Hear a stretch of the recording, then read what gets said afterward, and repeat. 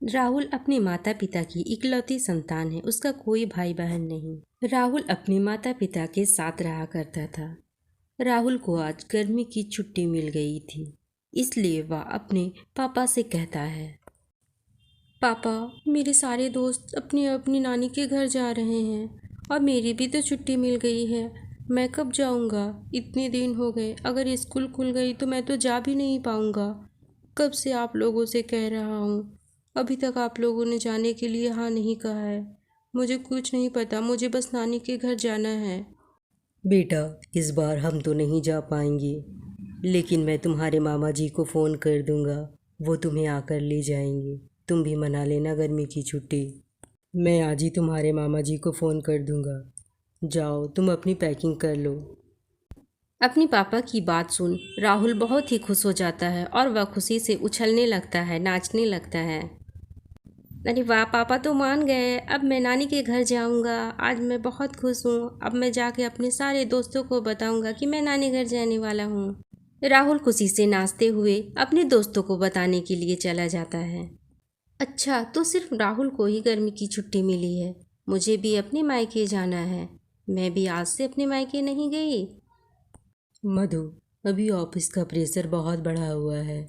ऐसे में अगर तुम मैके चली जाओगी तो मुझे बहुत दिक्कत हो जाएगी। इसलिए मैं चाहता हूँ इस बार रुक जाओ। हम राहुल को भेज देते हैं और हम उसे लाने चले जाएंगी। इस बार एडजस्ट कर लो मधु। अगली बार पक्का तुम्हें गर्मी छुट्टी पे राहुल के साथ ही भेज दूंगा। मधु अपने पति की बात सुन समझ जाती है, इसलिए वह अपने मायके फ़ोन करती है। हाँ मम्मी, यहाँ सब ठीक है। आप लोग सब ठीक तो है ना? वो राहुल ही जिद कर रहा है, उसकी गर्मी की छुट्टी मिल गई है ना, इसलिए वह नानी के घर जाना चाहता है। और अभी इन्हें दफ्तर से छुट्टी नहीं मिल रही है। काम का प्रेशर भी बढ़ा हुआ है, इसलिए हम लोग नहीं आ पाएंगे। बस राहुल ही जाएगा। मम्मी, आप रवि से कह दीजिएगा वो राहुल को आकर ले जाए, वो बहुत परेशान कर रहा है। ठीक है बेटा, मैं रवि से कह दूंगी, वो जाकर राहुल को ले आएगा। मेरा भी बड़ा दिन हो गया है बच्चों से मिले हुए।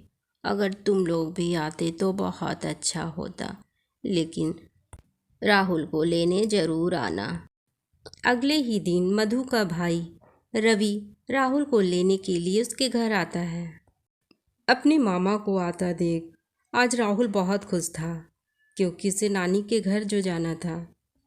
सभी लोग साथ बैठकर चाय पीते हैं और ढेर सारी बातें करते हैं। मधु अपने भाई से इतने दिन के बाद जो मिल रही थी। अब तो जाने का भी समय हो गया था। रवि राहुल को लेकर अपने साथ निकल पड़ता है। राहुल तो आज बहुत ही खुश था, क्योंकि वह अपने नानी के गांव जो जा रहा था।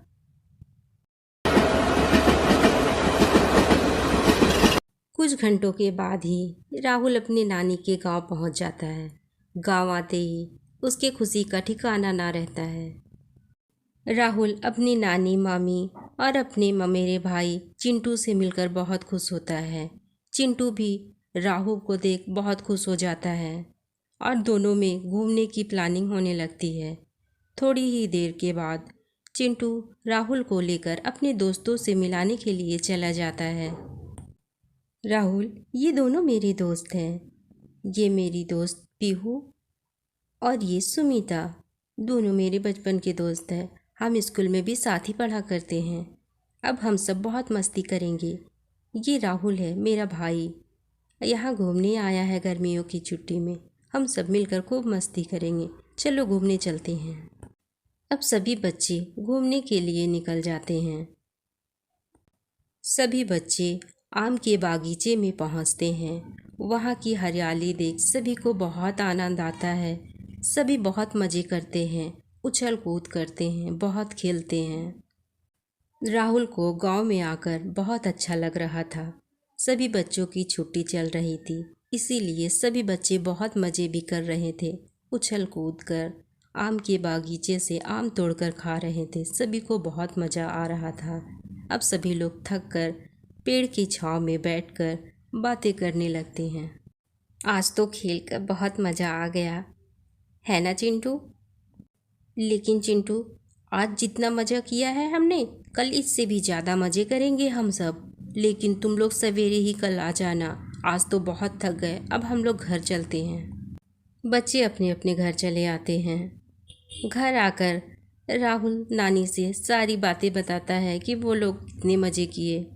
नानी बैठकर बच्चों की बातें सुन उनको देख मुस्कुरा रही होती है। नानी बच्चों को खुश देख खुद भी बहुत खुश होती है। रात होते ही बच्चे खाना खाकर नानी से कहानी सुनाने की जिद करते हैं। नानी भी आज दोनों बच्चों को बिठाकर ढेर सारी कहानियाँ बताती है। कहानी सुन बच्चे बहुत खुश होते हैं और बच्चों को खुश होता देख नानी भी बहुत खुश थी। लेकिन कहानी सुनते सुनते कब वो दोनों बच्चे सो जाते हैं पता ही नहीं चलता। दिन भर बच्चे इधर उधर घूम रहे थे, थक जो गए थे, कब सो जाते हैं इन्हें पता ही नहीं चलता है। दादी भी उन दोनों को सुलाकर अपने कमरे में सोने चली जाती है।